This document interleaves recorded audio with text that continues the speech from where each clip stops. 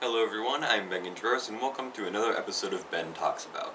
Now, as of recently, you probably all know since a lot of the videos have already reached several views on YouTube.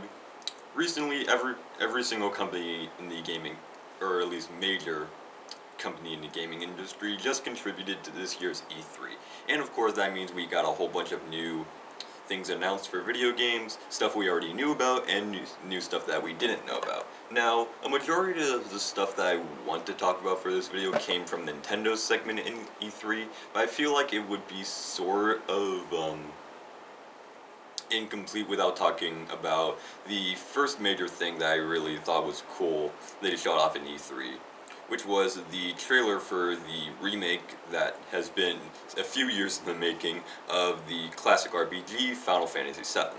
Now, we've had two other trailers, I believe, for this remake of this game that's really beloved by so many people.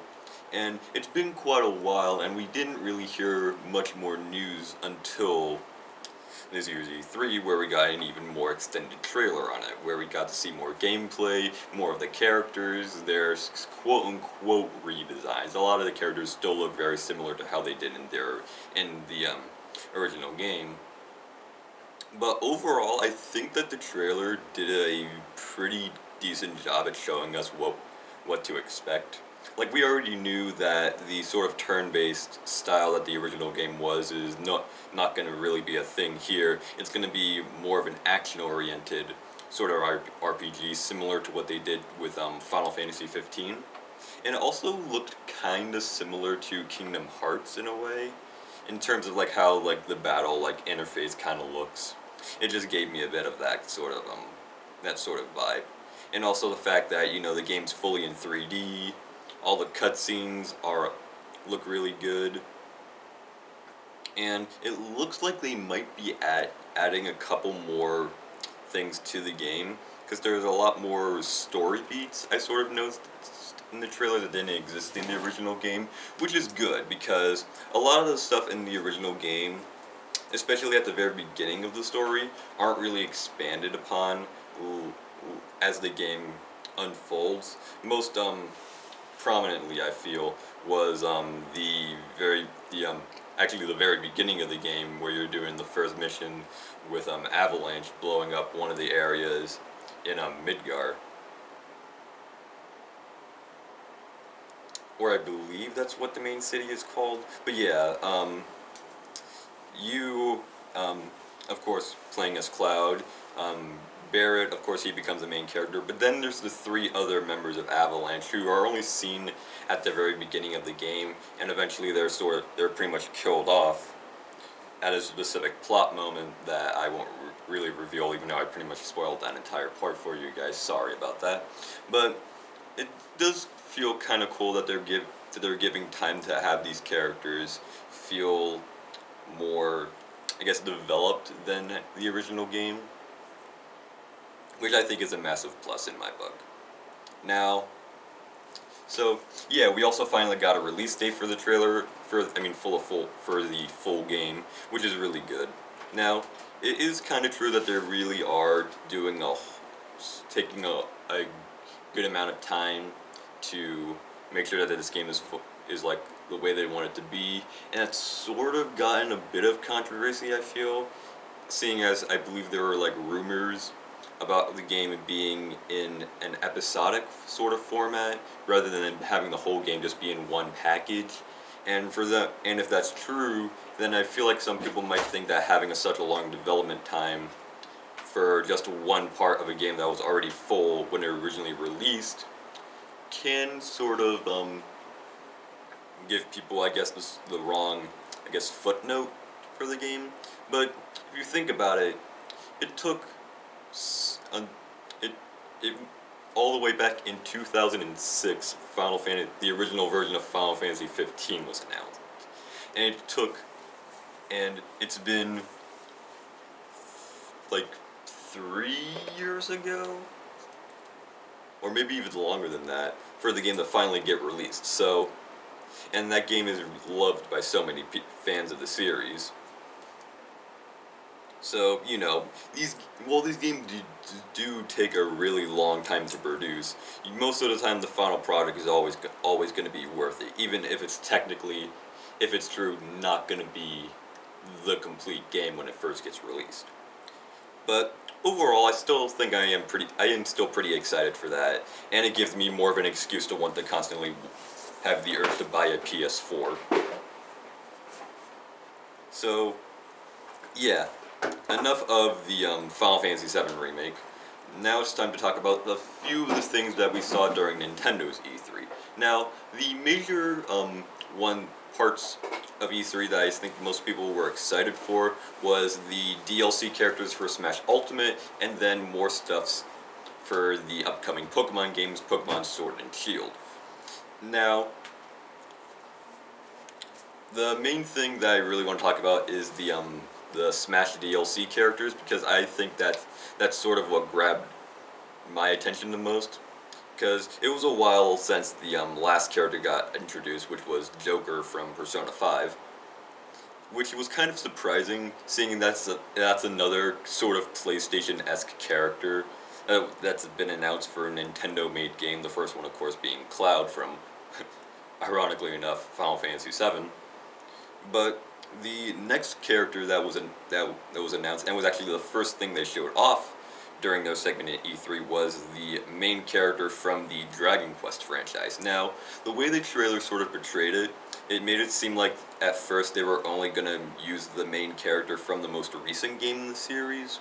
But then, as the trailer moved on, they started showing off all the other main characters from the previous Dragon Quest games, which makes me feel like all these characters are sort of like alternate costumes for the base character, which is the one from the most recent game. Something similarly to like what they did with Bowser Jr., where all of his alternate costumes were the seven other Koopa kids. I feel like that the hero from Dragon Quest, as that's what apparently they're calling him, is just Hero. But I feel like they're going to do something that's very similar to that. Otherwise, they would just constantly have these characters take up so many of their own like individual slots. Like, I know that Echo Fighters was a really big thing when Smash Ultimate was just getting released, but I'm pretty sure they wouldn't go so far as to add over 9 different characters, and all of them taking their very own slots. But yeah, after they announced the first character for Smash Ultimate, they ironically ended E3 with the second character in Smash Ultimate, which I believe they did the exact same thing for one of their previous years. I actually think it was during one of the Smash Bros. Directs where they started it off announcing Simon Belmont from the Castlevania games as the beginning of the as the beginning of the direct, and then ending the direct by announcing King K. Rool from the Donkey Kong Country series as the last part of the direct. But for the ending of this direct, I actually thought it was funny because these the sort of cutscene that they show it starts almost exactly like King K. Rool's trailer, but instead of it being King K. Rool, it's instead the long forgotten duo of Banjo and Kazooie from the Banjo-Kazooie series on the N64, which I believe is really going to make so many old school Nintendo fans happy, because lots of people consider the Banjo-Kazooie series as a classic, even though they really only had 2 games on the Nintendo hardware before they were then brought onto Microsoft, and then everyone started to hate Microsoft because of it. But it was actually quite surprising the fact that they got they got this character, or I should say these 2 characters, to actually return to a Nintendo system, which I think is actually pretty cool. And it's another example of Nintendo taking a character from a separate company and putting them in this game, which is kind of funny that I think about it. Like, I'm not quite sure how exactly they did it. Like, either they bought the rights back to Rare, or they're just simply doing a collaboration with them to have their character in the game. So either way, I think it still is pretty cool the fact that they were able to, get this character in. And I'm pretty sure that's going to make a lot, and like I said, I'm pretty sure that's going to make a lot of classic Nintendo fans happy. As for the stuff for Pokemon Sword and Shield, I feel like I can make a separate video about that, because there's actually quite a lot of things about the most recent games that I would like to talk about, but this video is already running long enough as it is, so I'll just end on the fact that everything else that we saw during Nintendo's E3 I thought was really good. Even the stuff that wasn't necessarily Nintendo related I thought was really cool.